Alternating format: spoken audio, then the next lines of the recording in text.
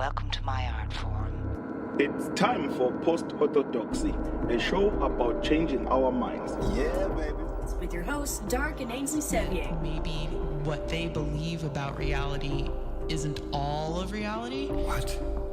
I know, right? We're on a mission to have a better time with more people more often. The question is, how do you get there? Post-Orthodoxy explores strongly held beliefs, how those belief systems divide or connect people, and what might be found beyond those reality bubbles. Keep calm. Don't lose your head.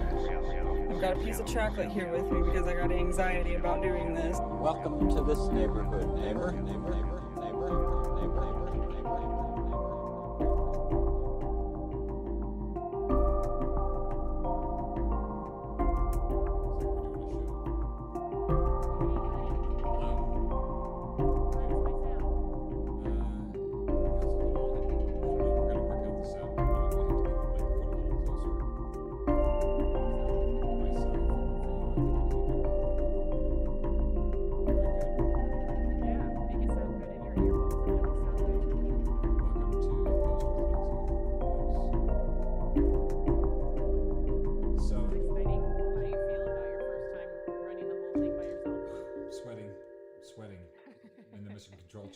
Set up a really nice little scenario here. I'm looking forward. It look good for you, dear. Yeah, I'm looking forward to learning how to do the thing and not just doing paint by number when I have to start the show up. But it feels good. Hey, now I can see your face 7 seconds behind on my laptop. I'm so happy. Oh, very good. Well, we should welcome everybody to the show. Yeah, here we are. I'm going to have to figure out how to do the show from the other side. You don't worry your pretty little head. I'll still chat with people when they pop on to talk. Oh, that's good. You're going to do that part? I'll do that part. I'll say, hey, everybody in the chat. I'll do the part where I read our disclaimer. Oh, that sounds like a good part. This is welcome to Post-Orthodoxy. The opinions and views expressed on this program are not necessarily the opinions and views of future or past Dark and Ainsley. We might change our opinion in the present, past, or future. I was looking at your face and I just kept smiling, and then I forgot that I have to keep talking to you. No, you have to look at the camera. Oh, it's disgusting. We're getting used to the whole thing. It looks as though you switched chairs. I did. I got small. Yes. Well, now we're on the same level. It puts our heads about the same level, so that works out all right. I can't get my legs into the table on the other chair. Challenge. Cole Orton in the UK says that the volume is very low for him on the stream, and I wonder if he means Ainsley's volume or Dark's volume. Good question. Maybe I need to go back to the Zoom meeting and figure out if let me try to turn. Well, but what you adjusted on Zoom is how I can hear you. Okay. Not how the audience can hear you. Okay, audience, we're going to need your help because I just turned everything up. Oh, geez. Is that too loud? Yeah. No, you're all right for me. Okay. Audience, you just let us know if you can hear me or if you can hear Dark. Which one is the problem? Right. So, welcome to the show either way. If you can hear us, if you need more help with the volume, let us know and we'll adjust accordingly. Yeah. We'll make it work. So yeah, what are we talking about today, my love? Oh, today we're talking about sacred cows. What? Yes. Right. I'm going to see if I can say something that upsets you or somebody else, probably. We're going to do our best to have lots of consent language around difficult topics and still get something productive done, which is a difficult balance. Cole Orton, he was this cat that was listening to us last week, right? Yeah, he was from the UK. He says he can still barely hear us. Huh. All right. Are we both at the same level, or is one of us quieter than the other? That's a good question. This is a good test for our mobile kit, that's for sure. So I've got my mic all the way up, so I also could not hear myself very well. Well, if you can't hear yourself very well, you should adjust your headphone volume. I know, but I'm saying I had the headphone all the way up and it was still like, that's why I'm just going to turn up the volume on the... Oh, weird. Hildebrand also says it's very low for him, and he's listening on Facebook. Sadnesses. Okay. Okay. All right, what did we change? The only thing that we changed volume-wise, as far as I know, because I don't know what else you adjusted because I'm not in Montana. I'm going to have to go check that because I did adjust some other stuff. What other stuff did you adjust, my love? We're going to find out. I'm not... Oh, okay. I'm going to go back to the little gear wheel over there. Thanks for helping us get through this. Yeah, folks. Thanks, guys. Appreciate it. We right. want to have good sound. It's very important for us. We're going to go to audio. And let's check the output level and see if... Oh, did you adjust the output level? I did. No. I just brought everything down a little bit because it was a little... The doctor did not say to do that. That's true. Okay. We'll see what that does. Okay, so output level is up. Okay, everything's good now. That hurt. Okay. All right, so we're back. Okay, let's see if that helps the audience. Okay, let's see if you can hear us better now. I turned everything up a little bit. It sounds... We need a real audio engineer in the studio one day to show us how to use the bells and whistles. How is it in the UK and in DC? That's what we need to know right now. Glenn Sothergill said both sound good here in Butte. Oh, that's good. Maybe he tuned in just as you fixed it. Maybe so.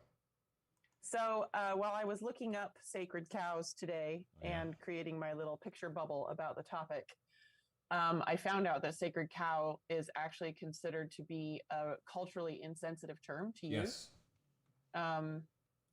Which is frustrating because it's just such a good... It's so funny. They're like, because cows are holy in India, and it's basically, oh, Cole said it's much better in the UK, so that's great. Okay, thanks. I'm so glad we fixed that easily. Okay, good.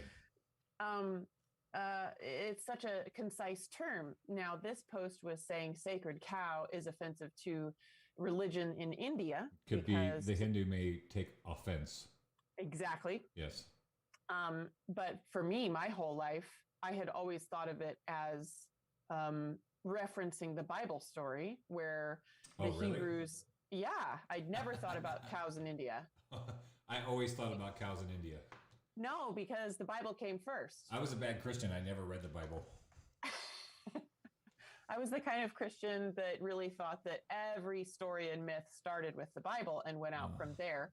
I really wanted to tackle it. I really tried to tackle it, but once they started begetting, I was like, I can't do it, And I'm a linear guy. I wanted to go from like Genesis on, and then all the begetting happened, and it wasn't really sexy. So I could never get past the begetting. That's only a couple chapters. It's exactly a couple of chapters of just so and so begetting somebody else, and it's really fun. I'm a linear person, so I wanted to read it from beginning to end, and I couldn't get past it. So what you're saying is you set up an unrealistic expectation for yourself. I think the Bible set up an unrealistic expectation for the reader. Oh, snap. Well, I've read it a few hundred times, and when I think of the term sacred cow, I always thought it was referring to the story in the Old Testament where the Hebrews are wandering in the desert, waiting for God to bring them to the promised land, and things are getting rowdy in the Israelite camp. And so Moses has to go up the mountain and get the 10 Commandments from God to kind of whip everybody into shape. That's the golden calf. And now listen, he's gone so long that people are basically like, well, I guess we have no God and we have no leader and we're really bored. And so let's just make a new God. Let's have a party. So yeah, so they make a new God. And of course, Moses comes down and says, that's blasphemy, burn it and scatter its ashes, which was like literally all of their gold that they'd brought with them to make a new home in the new land. So, but that's what I thought of as sacred cow, as like the meaning of sacred cow and the history of sacred cow was the Bible story of them bowing down to something they shouldn't bow down to. So sacred cow even then would be offensive to the Moses bacchanal that was going on out there in the desert. Potentially. So interesting. Sacred cow, you can't use that anymore. Is right. that true? So we'll just use something boring like dogmas. Dogmas. We use that so much. I'm always looking for alternatives to dogmas. Yeah, well, sacred cow can't be one of them anymore. Okay. And also, and this is just for science. You also found out recently you can't use the word gypped. Yeah, I felt gypped. Yeah, Can't you use can't. it. That you just offended somebody right now. You offended gypsies because I that is can't a even- reference. That's a reference to gypsies who derogatory to gypsies who have a stereotype of maybe hornswoggling you for a living. Right. So- The ye olde fortune teller out of the Conestoga wagon covered in bangles sort of stereotype. And I don't know who I'm offending by saying hornswoggle. That might be something too. I don't know. I don't know if the hornswoggles were a tribe or I have no idea. The particular religious group. It's hard for me to do research live when I'm hosting a show. So if anybody knows that I've offended anybody by saying hornswoggle, or if they want to give me the definition, the etymology of hornswoggle, so I can not offend the swogglers or the horns or whoever might be offended by that. It sounds awful when you say it so many times in a row, honestly. Hornswoggle? Yeah. Bamboozle? What about bamboozle? Bamboozled, probably not offensive. Yeah. But here's the thing. So can I not even talk about the history of the word gypped without being offensive? Like, can I still talk, or should we, or is the story that I can just never even reference? I think cows if you're, I think in an academic setting such as this, we're doing infotainment or edutainment. Sorry, edutainment. Some people didn't know that the word gypped was a derogatory term. Right. Some people didn't know that. I got a private message from a friend of the show on the side who let us know about that it was a derogatory term. Oh, right. So you can't use that. Mm-hmm. But I think we should talk about it because otherwise we're just letting other people go around and use that word and offend all the gypsies around them without knowing they're doing that. I wonder how many. I don't think you're even supposed to call people gypsies anymore, actually. What is that? I think you're supposed to, because gypsy is not a term that they took on for themselves. Not a race, right? And it's not their race is actually like Romanian, right? So all gypsies are Romanian? I don't know. I need to research that more. I'm going to look it up. We need, so folks, thanks for tuning in to Post-Orthodoxy. If you are, oh, Jesus, sorry.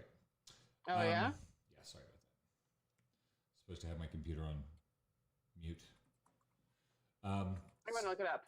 Is gypsy, you just managed that sweet, sweet stream, darling. Yeah. Is gypsy, the G word isn't for you, how gypsy erases Romani women. Romani women. Romani, right. There could be guys who are gypsies, right? Right. I think this is specifically written by, this is on the National Organization for Women website. So a paragraph in Naomi's article is, when you tell folks in America that you are Romani, nearly 100% of the time they will ask you if you mean Romanian. Oftentimes I'll reply, no, Romani, which is gypsy, but please don't call us that because it is a slur. I've learned that Americans are familiar with the word gypsy, using it to describe a vagabond, free-spirited lifestyle, and have a faint idea of us as mythical creatures, but are ignorant to the ongoing plights of actual Romani people. And then she goes into more, who are the Romani, and more importantly, why do we need to remove the word gypsy from our vocabulary? And just one more sentence on that topic. Yeah. Romani are the largest ethnic minority in Europe, originating from Northwest India, migrating through the Middle East and some through North Africa to Europe. There are Romani living around the world, with estimates of 10 and 12 million living in Europe and another million in the US. Europeans imposed the word gypsy on Romani when they came to Europe, believing that we originated from Egypt because of our dark features. Interesting. So gypsy was just short for Egypt? Yeah. And then people thought that meant Romanian, but they're not Romanian and they're not Egyptian. Right? No, they're not Romanian. No, it's just people think that Romani is some sort of weird abbreviation for Romanian, because most people have not heard the term Romani used to describe the race of people that we stereotype with the word gypsy. All right. Yes. There you go. So you can say you got ripped off by somebody Yeah, I got cheated. Cheated. Yeah. Well, but for me, being gypped is like specifically missing out on something. Is always how I felt. I got gypped. I got caused to miss out on something. Right, but now you're offending somebody right now by saying that way. Even, I'm talking about it in an academic setting, though. I know, so it's but okay, right? But honoring some of our past shows, you whether you're being academic, there's somebody else who could be listening, who's sensitive, and you could have just flipped their amygdala, right? Because you said a harsh thing. Why do I need to keep talking about it? Why can't we just say it and move on? Okay, so So now for those in our audience that didn't know that gypped was or now gypsy. You've just done it again. What? How many times do you have to say it for the sake of scientific inquiry? Okay, on to segment 2. No, this is actually a really good lead-in for our topic today, everybody, because we, as many of you know, we ended season 1 because of strife at our beloved KBMF radio station. That's over our intellectual discussions around the topic of the coronavirus known as SARS-CoV-2, not the other coronaviruses, and its effect on society and the politics associated with SARS-CoV-2 and COVID-19 illness discussions. And have been leery of going back to it ever since because it's so polarizing. It's become a sacred cow, one of those things that you can't say sacred cow anymore. Become a beloved thing that we need to protect with our lives irrationally. You're not allowed to talk about it anymore in certain circles, and that's the thing. Is it's not something. It's something that I can widely discuss with various other groups of friends, but for certain friends, there just should not be any discussion around COVID-19, SARS-CoV-2, or the government's response to the virus. And to get meta on it, we want to talk about what are we supposed to do with those things? That we're just going to let certain groups on the planet decide, oh, no, we can't talk about that anymore. Oh, no, we can't talk about that anymore. Oh, sorry, we can't talk about that anymore. And what are the consequences of allowing that sort of behavior to continue in human society? Yeah, keep talking. Oh, what happened? I got a problem. Oh dear. Tammy Strong says you're really funny today. There's going to be some sounds. Okay. Here, I'm going to turn my mic down for a second, and you just keep talking about things that offend people. Why don't you just use the headset? That was an idea, but he says no. So things that offend people. So what we're talking about is like SARS-CoV-2, the coronavirus that sometimes causes the COVID-19 illness, is a medical situation that has become a political football and has also become whatever term we're going to use instead of sacred cow. So please submit your substitutes for the word sacred cow in the chat, because I need something else to quickly convey an idea or dogma that we guard irrationally with our life and don't let anybody touch. We need another term for that.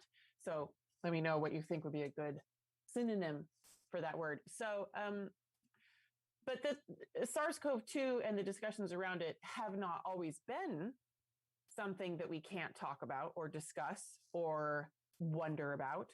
And they're not the only topics that have been put in that kind of banned books category of like, we just shouldn't go there.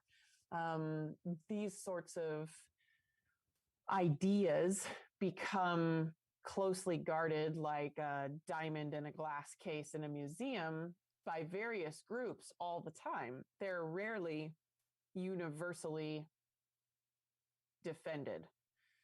I think, what are some other examples? Something you just can't talk about. There's just no need to discuss it. Well, I mean, for me, obviously growing up super, super, super Christian, one thing that is like, there's just no need to talk about it. There's no need to discuss the various sides of the story, and potential trigger warning here for people who may be listening. But the issue of abortion is something that is considered by certain Christian circles as there's no need to have a conversation about it. It's just murder. And we don't need to talk about when it's a good idea or not, because murder is never okay. And for them, that's their bottom line. And even mentioning it gets people in a froth.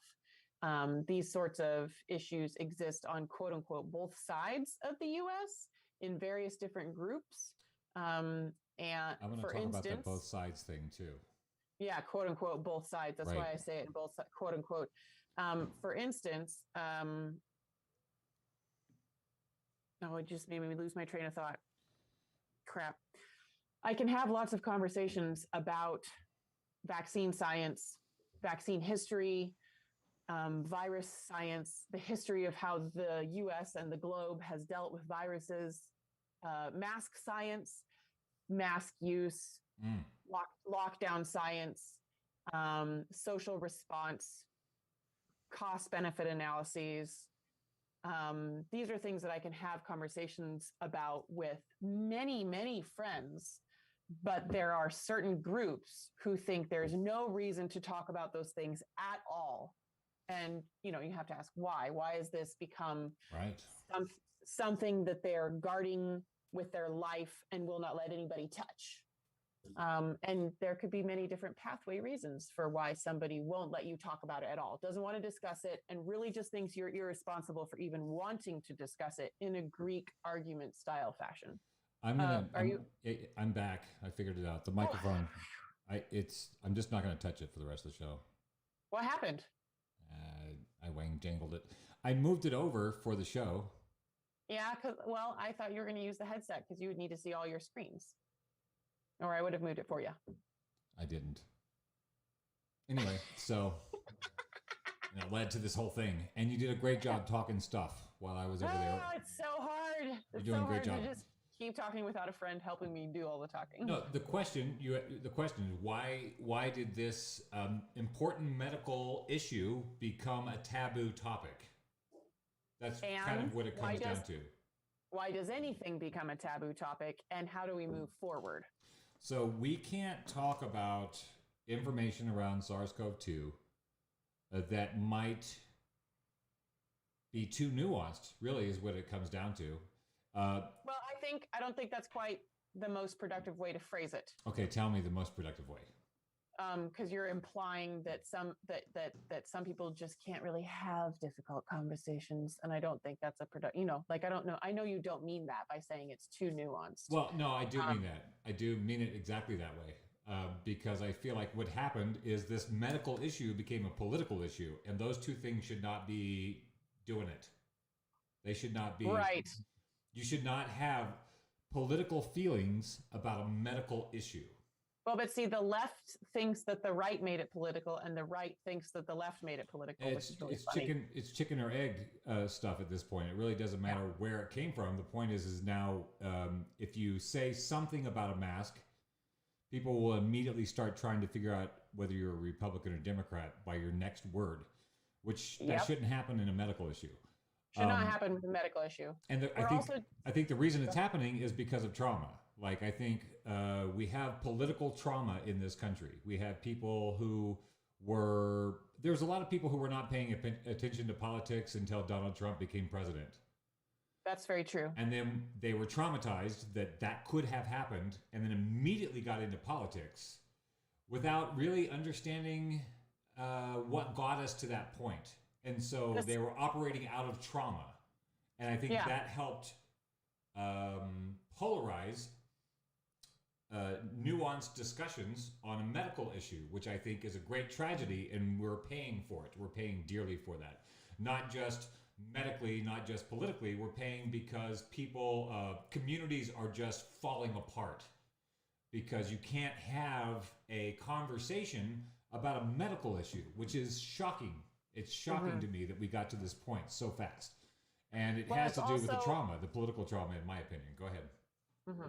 It's also, so we have several layers here. We have the political trauma I've found it very, very comforting, just as one example, to watch Adam Curtis documentaries. The part of me that may have been a little shook by President Trump's choices of language and mannerisms that were far ruder than any president has been openly in the past was very comforted in knowing that although his mannerisms may be ruder than many presidents in the past, his behavior is no different. His political behavior and his fiscal behavior is no different. It's not significantly different. It's not, like he's not doing horribly worse things than other presidents have done. Biden just elected the head of Monsanto to be the head of the FDA. Have we started? And have we started bombing people yet? Because usually that's he's already started bombing people. The new president has to bomb somebody as a part of his initiation, I think. And President Trump didn't. Yeah, he didn't. He wasn't so big on the bombs. So, but if you're one of those people that was never involved in politics before you suddenly had to notice how impolite Trump was being, you may find it comforting to watch some Adam Curtis documentaries and get a bigger picture of the shittiness of American politics over the last 100 years that puts Donald Trump into some perspective. Yeah.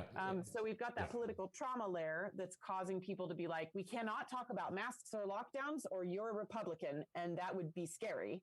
And then we've also got the layer of a massive generational gap. We've had a massive shift in technology over the last 30 years, and we have millions of people alive who never had the opportunity to teach themselves things because in general, I had the Funkin' Wagnalls on my shelf. That was all I had. Yeah, so you had the encyclopedia, you had the actual physical library, if you were privileged enough to be able to drive to a library and had an address to get a library card.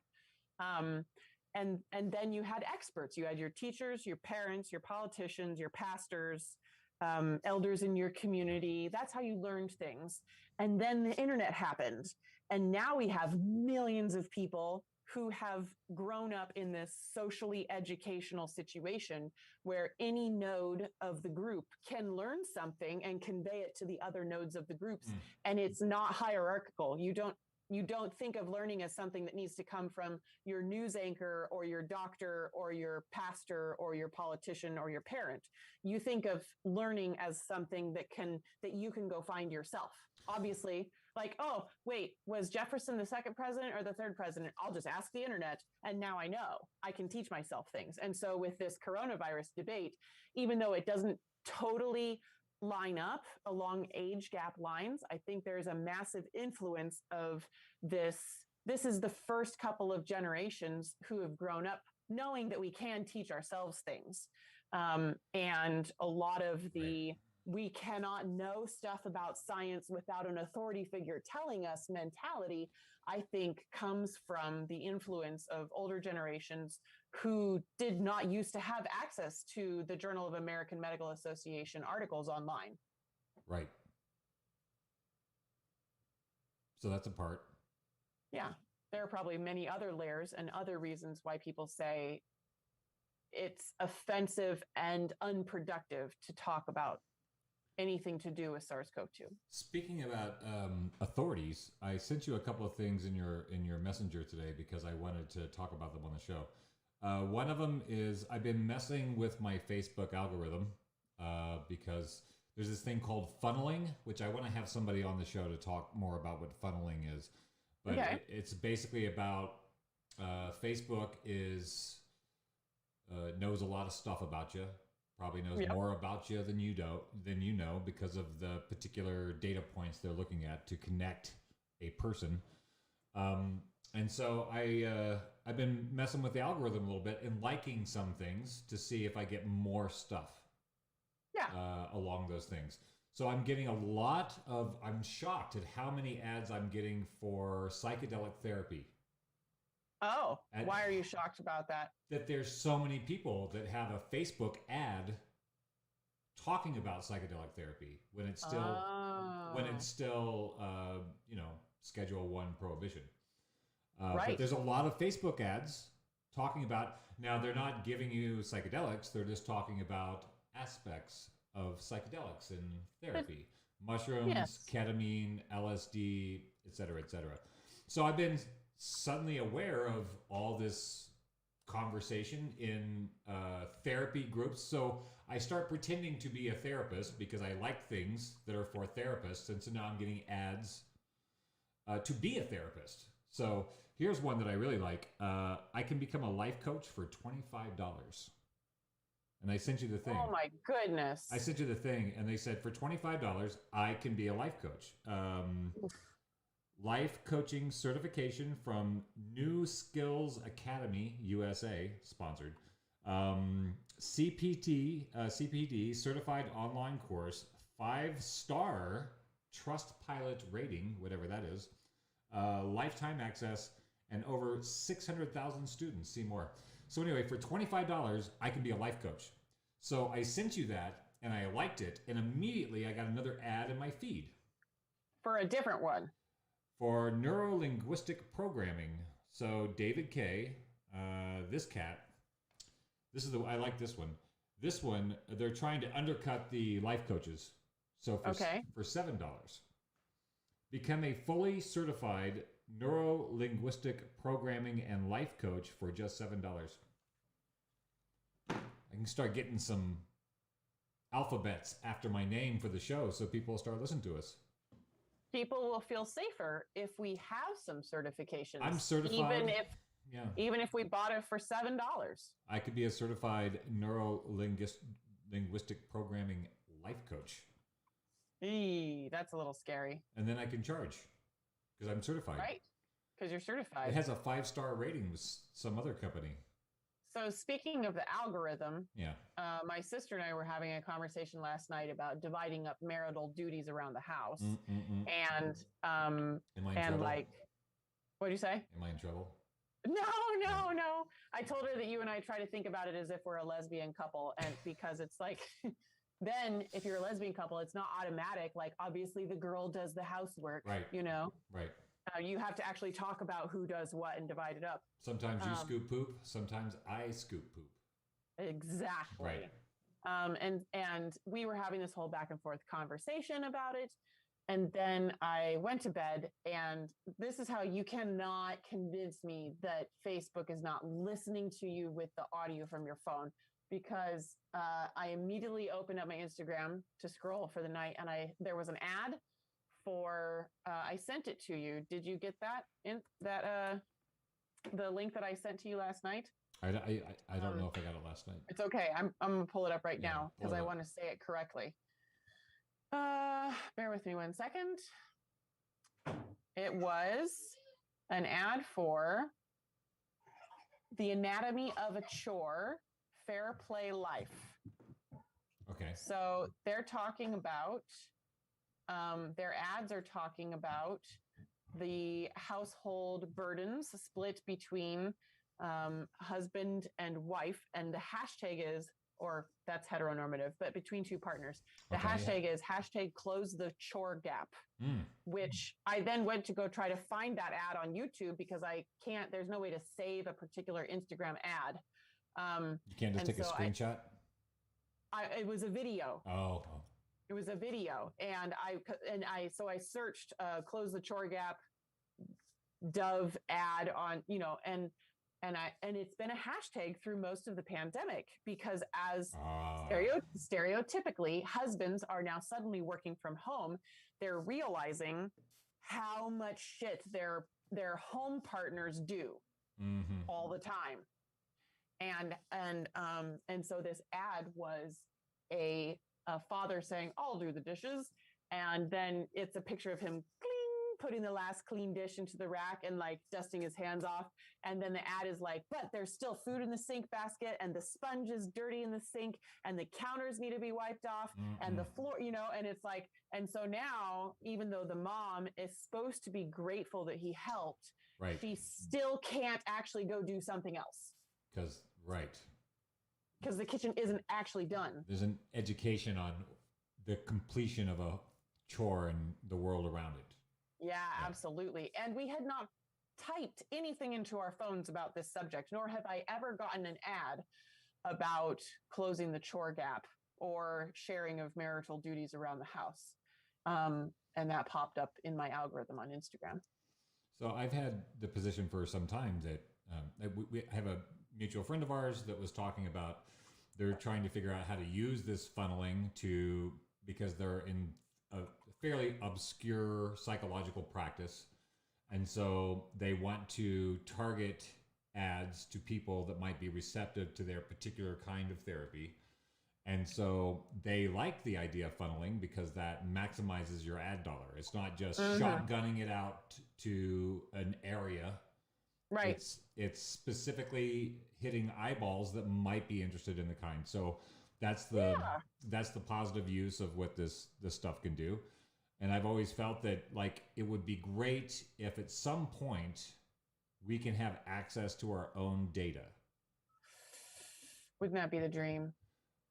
I posted something on Post-Orthodoxy. If you're not a member of the Post-Orthodoxy Facebook page, I posted something just before the flyer for today's show, which is Signal. If you know what Signal is, it's a messaging app that prides itself on being highly encrypted.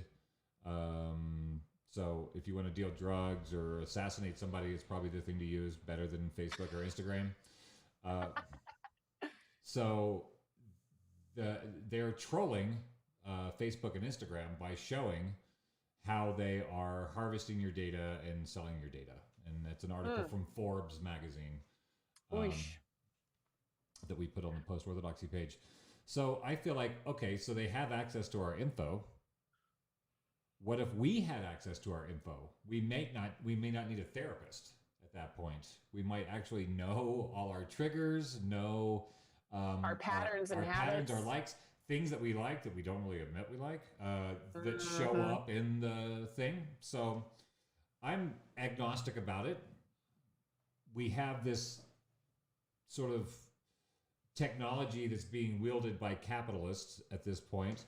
And what if it was in the hands of humans who could utilize this technology to better understand ourselves and our neighbors and foster better communication versus like selling, gadgets and wish.com, weird things that come up in the wish.com. We wouldn't buy so many opioids then. It's true. If we were happier, it would be bad for the economy. It would be very bad for the economy. There wouldn't be so much retail therapy. Right. So, which has been on steroids since the lockdown. And it established, like, I really never bought stuff online until the pandemic. I really didn't buy things online very much. And I've established... And you're not even a serious shopper. I'm not a shopper at all, but suddenly now it's easier for me to go buy something online than it was before. So weird. So I would like to briefly touch back on our main topic before we wrap up for tonight. And then I'd like to discuss this with you again on Thursday. And we're going to go deeper. What did you say? We'll go deeper on Thursday. I'm working on an article. I'm working on an article on this subject that I'll be posting to my Substack page, hopefully between now and Thursday. I'll have the article out, which is about the difficulty of us being able to communicate. Is that darksevier.substack.com? Yeah. Yeah. How do we communicate when certain things are not supposed to be talked about to certain people? Like certain people think certain things aren't supposed to be talked about. And let's come up with some more concrete examples of those things, because I think one of the things that's most helpful for me when I'm discussing something that is challenging for me or someone that I'm close to is to just move the whole conversation over to a similar topic, like a metaphor topic. So let's come up with some I'll other come up things with some things. So that certain groups have said, no, right, we can't talk about that. So the CIA used to be the bad guys to the left, and now the CIA are like the heroes of the left. Somehow in the last 4 years, we're like the left in this country, the establishment left, has somehow gotten really down with the FBI, the CIA, the NSA. Does down mean friends with? Yes, because Trump was talking about the deep state all the time. So the left automatically embraced the deep state, which was often used to go out and find people who were, radical leftists. So in the left, the CIA has sort of had a bad reputation with the left because the left was often trying to find ways to break corporate power, finding ways to have a more equitable world. And the CIA has been finding invested. Ways to stop bombing people in other countries. The CIA's and they're like a large role that the CIA plays is security forces for multinational corporations. I think that's a pretty safe thing to say. And that used to be something that the left was like, we shouldn't be doing that. But suddenly, it's not like they said we should be doing that, but suddenly the CIA and the FBI and the NSA and all these agencies are now fine because Trump said they're not fine with him. Right. So we're doing. So now we can't have a conversation about that. Many people on the left, not all people on the left, many people on the left have just taken to anything Trump said ever they disagree with. The broken clock is right twice a day doesn't even apply to Trump. It's like, nope. Anything he said or likes is just bad. Even if he, let's say, some economic thing that he did that benefited people, you can't even say it. No. Because it's offensive somehow. Like the fake news thing. And fake news. Now suddenly a bunch of people on the left are like, no, there's never any fake news. There's no. All of the news is right and safe. Yeah, all the news cares about you. This is the continuation. So yeah, the idea of fake news is that because it was Trump's idea, it's wrong. So there's the term woke, right? So I think I would have to do some research, but I lived through it, so I think I have an idea of where it came from. The term woke was for people who were aware that maybe their newscasters who are getting paid millions of dollars because of the advertisers are not going to challenge the advertisers who are paying them millions of dollars. Yeah. And so when you get the news, you're not going to get the full story on the military-industrial complex, the oil industry, et cetera, medical industry, so on and so forth. You're not going to get the full story because they are funding the newscaster. So that's kind of where the woke thing came from, was like, whoa, we have to start getting our own information. And we can now because of the internet. And then there was suddenly this like, getting your information from the internet.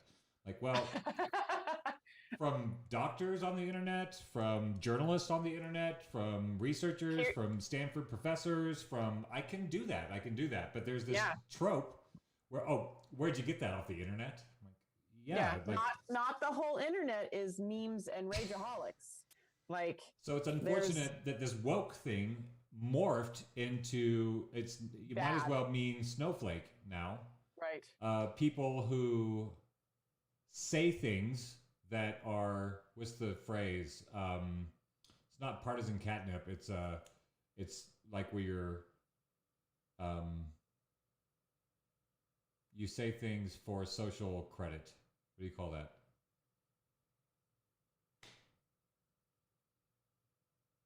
Capital? No. Say things peer pressure? No. When you say something to posture yourself. Virtue signal. Yes, virtue signaling. Thank you. Virtue signal. So like woke sort of is now people who can virtue signal but may not really know anything about the stuff that they're talking about, the depths of the things that they're signaling.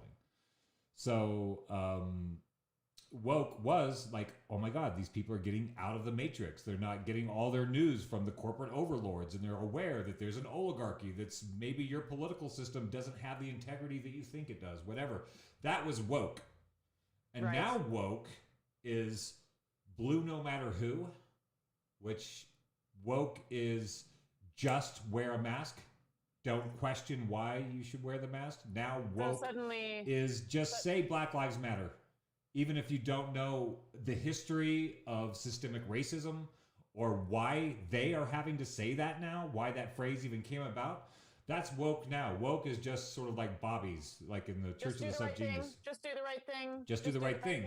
But they're repeating do the right thing, and a lot of people that are repeating that don't know necessarily the context of the thing that they're virtue signaling other people to do, which is really dangerous, in my opinion. Yes, absolutely. Coming from, I think I had a big advantage, a weird advantage. Does it rustle my lav microphone when I scratch my shoulder like this? In the smallest way. That's amazing. What great technology. Yeah. In the weirdest way, I had a strange advantage growing up in a kind of religion that didn't let me have my own thoughts. Yes. It was like, there's only one right way. There is only this way. There are only these thoughts. Just don't do that other stuff. You don't need to ask why. We don't need to talk about why. Just do the right thing and don't do that. And you know, like just cyclically about everything my whole life. Right. Is that when I did begin to actually get involved in politics and be like morbidly curious about the fact that some people in the US elected a president who is allowed to talk like that on TV. Like, that's nuts. Presidents have always been, you know, morbidly stuffy when it comes to politeness and decorum and behavior. Is that I was protected, I think, from getting swept up into any particular club. Yeah. Because I will never again. You were swept up into the one club, the only club that mattered. What? The God Club. Like, being raised in the cult gave you the only club you needed to care about. You didn't get swept up into the blue or the red or the liberal or the, right? No, that's not what I was saying. Oh, sorry. I'm saying realizing the process that I went through of realizing that I was in an environment that was preventing me from having my own thoughts, and getting out of that environment and learning how to have my own thoughts made it very easy for me to recognize other groups that were trying to tell me what to think about everything all the time. And my weird advantage, having grown up in a cultish kind of religion, is that I'm not susceptible to groupthink. I'm not ever going to go along with a group or a group identity to the point that they get to tell me what I have to be for and against, and what I have to say or not say. And so I think I would have gotten, if I had just sort of grown up in an amorphous, unguided state where I could just think whatever I had wanted, I would probably be so progressive and so religiously progressive. But because I grew up extremely religiously strict, I realized I then got out of it because it was hurting me. I'm able to recognize that kind of obsessive, all or nothing behavior isn't intellectually or emotionally healthy for me.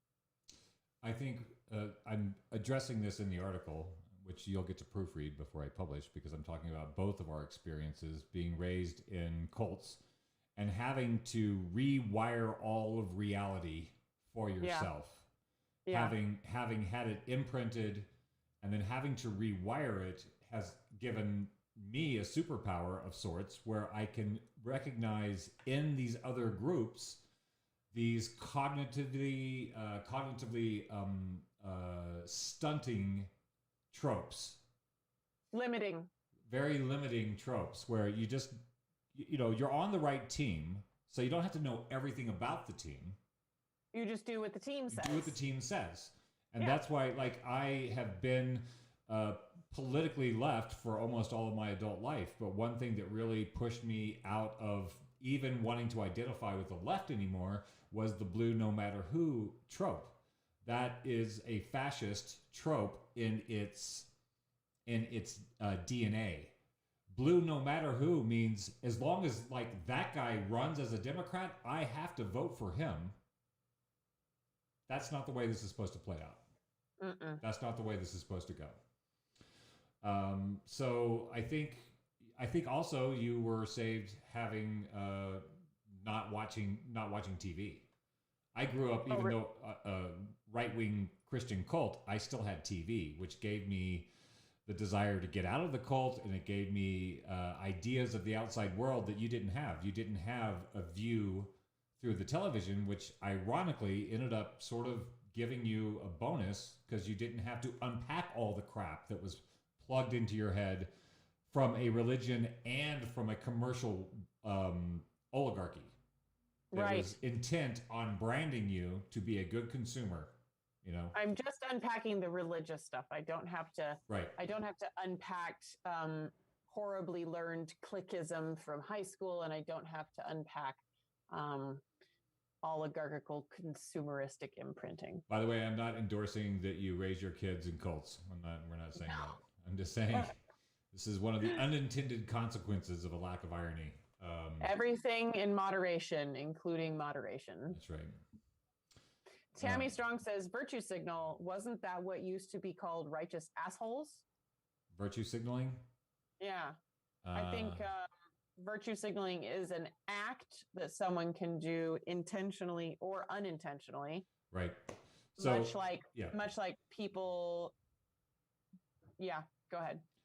Well, the beginning of our show, we were talking about these phrases that are common parlance or were more common parlance that are now considered derogatory. Racially or culturally offensive in some kind of way. Right. So we would be virtue signaling by pointing out that if you say this, you may think it means one thing, but it might mean another thing. That's a virtue signal, but we're not doing it reactively. We're doing it organically in terms of we messed up here. We would like to correct our mess up. And now we would like to let other people know, maybe don't step there because it's culturally insensitive. So I think virtue signaling becomes a problem when it's a reactive thing, where you do it because your cult does it, your friends do it, the celebrity does it, so I'm going to do it, but you don't know what you're doing. You don't actually know the context. You haven't researched it. Yeah. So virtue signaling is, I think it's nice to have virtues, and it's nice to signal them to your friends as long as those virtues are yours. And authentically backed up by actual behavior and cognition. Yeah, something like that. Well, maybe you put it always some thought feels like into it. Feels like we're always just scratching the surface, Dark. Hey, we got close to an hour already. We got around. We talked about some things. I had so much stuff. I had so much stuff I wanted to talk about. So maybe, all right. Let's get back into it on Thursday. Before we go, I want to throw something in. I want to throw some. Well, actually, after I go, I'll do it. I'm going to throw some things in the comments on the Facebook comments. For those of you that are watching this on Facebook. If you're on Twitch or YouTube, you can find the video with the comments on the Post-Orthodoxy Facebook page. I want to post a link to some of the things that I've been reading about that I would love to have help untangling. Okay. But I feel self-conscious and I feel somewhat threatened to be able to say that I'm looking into this because there are some people who are very dogmatic around some of these topics, where that if you question the topic, then they already have cast you out. Yes. For even questioning the topic. I think this is the name of the show, Post-Orthodoxy. There's some orthodoxies that every orthodoxy should be questioned. Some will stand up, some will not. And some of them are really scary to question. Some of them are very, well, this is why we have our own home studio now. Because I'm still interested in this story of why we can't talk about a medical issue, why we can't talk about a health issue. We can't have open dialogue about a health issue. You can't know what's healthy for you. No, you can't look on the internet and get information because we already got the information. We got it on the TV. We got it from MSNBC or Fox or CNN, and they have cast the narrative. And if you're outside of that narrative, you are cast out of polite society. And I'm kind of tired of it. And part of the... And do we even want to be in polite society anyway? No. I never have been. And sometimes people invite me in. That's why, whenever I go to these social functions and they put your name on the, hello, my name is, and then your title or whatever, I always put gadfly. Because I've always liked the idea of the gadfly. I guess that was Socrates, right? Wasn't that Socrates that called himself a gadfly? Which is just like an annoying bug that upsets the horse a little bit. Right. By asking questions that upset people's assumptions about things. And I think that's a healthy role to play. I think to be able to have people, because either I'm going to question something that you hold dear, and you will be able to assure me that it has integrity and I am wrong, which I'm always open to, or I'm going to tear down something that was not true. And rather than people saying, hey, thanks for tearing down the thing that's not true, I get attacked, which is a hazard of the trade of being swatted by the horse's tail for upsetting the horse. So there's a cat named Reiner Fulmick. We talked about him in season 1 a lot. He's an attorney licensed in the United States and also licensed in Germany. He's a part of a group of 500 lawyers that are called the Corona Investigative Committee, where they have isolated how this became a pandemic, the initial players in the pandemic, and he is suing them in a class action lawsuit for fraud.